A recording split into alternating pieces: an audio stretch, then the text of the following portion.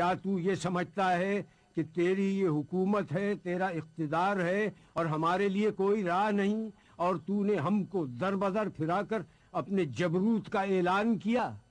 یہ غلط ہے۔ ہاں یزید، ایسا ہوا کہ ہم شہر بشہر پھرائے گئے، ہم کو لوگوں نے دیکھا کہ ہمارے سروں پر چادریں نہیں تھیں، یہ سچ ہے، مگر تم سے اور کیا توقع ہوتی جس کا گوشت پوست اگا ہے شہیدوں کے لہو کو پی کر؟ اور تو کیوں جلدی نہ کرتا ہماری شہادت پر؟ کیونکہ تیری نگاہ بغض، نگاہ عداوت ہمارے گھرانے پر لگی ہوئی تھی۔ کس کا لشکر کمزور ہے یہ تو جان لے گا۔ میں دیکھ رہی ہوں کہ تو میرے خطبے کو روکنا چاہتا ہے، تو کسی اور کام میں مصروف ہے۔ ہاں، اب جتنی تجھ میں ہمت ہے ستم اور کر لے۔ یزید، تو ہم کو ڈراتا ہے؟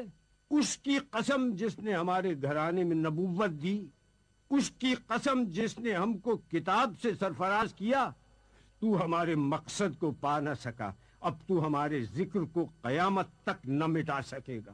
تو یہ نہ بتلا سکے گا کہ آل محمد کس غرض کے لیے قربانی دے رہے تھے۔ اب تیری رائے میں فتور آ چکا ہے، تیرے دن گنتی کے رہ گئے، اب تیرا مجمع منتشر ہونے والا ہے۔